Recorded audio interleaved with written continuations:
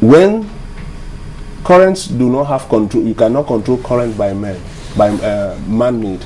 And now, if there's a pollution, if there's pollution in the place, from the Nigerian wing, the companies, a Bakkassi man who is now in a Cameroonian, cannot approach the company for accountability. Now, if the current is flowing from the east to the new settlement of Bakkassi in Ikan, a Nigerian cannot approach the Cameroonian company for accountability. So therefore, the environment is exposed to degradation. Now, identity issue. The issue of identity is more identity assimilation and maybe wiping of our identity is more on the Cameroonian side. Okay. We have historical places that were called Achibong, Abana.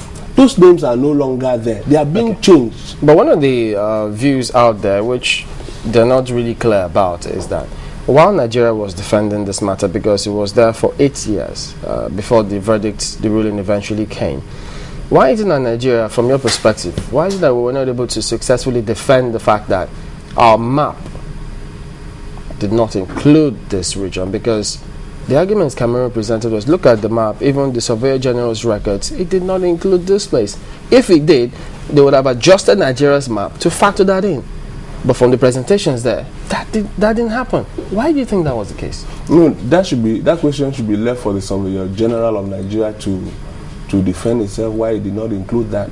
No, because I mean, if the region, for 8 years, remember, this matter was before the ICJ, I would have thought that residents of the area would have been following this matter thinking, wait a minute, this could make or mar us. And so they should have pointed this out and raised the flag at the time, all this while. But that didn't happen. You couldn't have raised the flag at that time because, or they couldn't have raised the flag at that time because they were assuming that Nigerians were on top of the situation. They were being administered by Nigeria. I was a chairman in the peninsula. They had representative at the local level. We had even at that time. I know that when the matter was in ICJ, that's when our distinguished Senator Itagiwa was at the Senate, and those are issues that are national issues that does not the common man in Bakkassi does not have its reach. Do you give the impression that that there are two different factions? Initially I thought that one of the senators, even though you mentioned no names, one of the people who had influence was Senator Itagiwa, and you had said, made references, or is it inferences now? Are you on her side or are you in another camp? No, the issue is not on her side or not in her camp.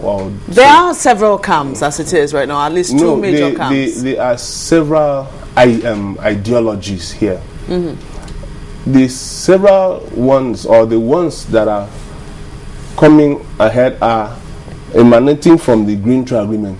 The first option is that Nigerians who are living there to become Cameroonians.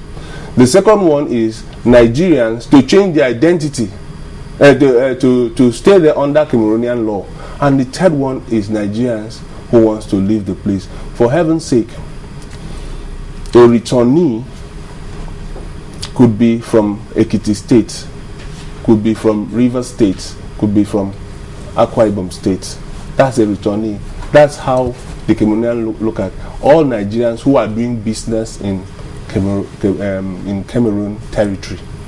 Now, if you come to Cross River State, there's a local government in place. She has participated in all the local elections, all the elections there. It's only that Bakkassi people were not satisfied because of misinformation. They first informed Igini that there was a place called Day Spring. And this which they had to take a boat to, because I remember the the elections.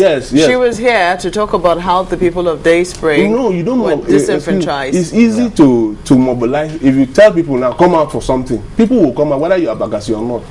They gave the INEC a wrong impression that Bakkassi people were there. So INEC took materials for registration there, just to go and find out that with all the mobilization done for 2 weeks, they could register only 5,000 people.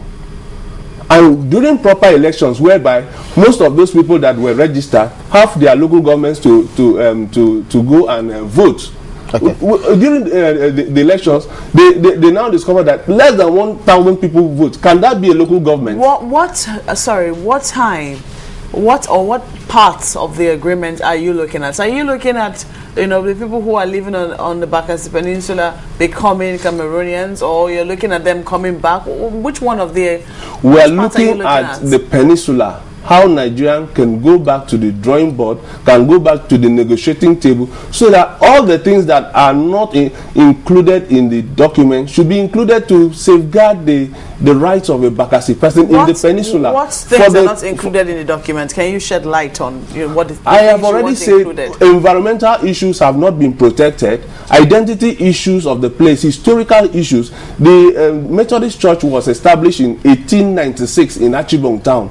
That historical activity, there was a bell that was imprinted with that with the name of that church and where it came from has been taken off. We remember recently in Timbuktu, taking away of activity caused a lot of problem, and yet it is happening in Bakkassi. Please, for heaven's sake, if you want to leave a marriage, leave the woman with dignity. You know, don't neglect him. Don't walk out of her like that. Why was it that the then Governor Donald Duke, is it that he didn't know the genuine Bakkassi people, or he didn't follow this case? Why wasn't he in the front lines defending, bringing up this kind of views? And if he did, what happened? Well, these same forces have always tried to make sure that this information don't get to government on time, and the speed at which the sitting took place. Excuse me. Yes, I call them forces. The speed at which the sitting took place. First, the governor will be interested in how to settle his people that are coming, the influx of people that are coming to Ikan, how to get them settled. And he was involved in also trying to see that the people have a place there. For 3 days, these people came over and they were under the rains. So they had to get them first into a primary school, and now they have gotten an estate. What we should be talking about resettlement should be that the houses for the returnees are not enough. 200 houses are not enough for the returnees. Getting a better situations in the estate for the people, like good water, lifting the standard of the clinics from clinics to hospitals, whereby doctors will come and attend to people that genuinely need attention. Schools for the children, upgrading the schools for the children. And so those are the things that the returnees at the resettlement areas are looking for. Are you a returnee? Yes, I'm a returnee. You live in the estate, or you still live on, or you go to the peninsula?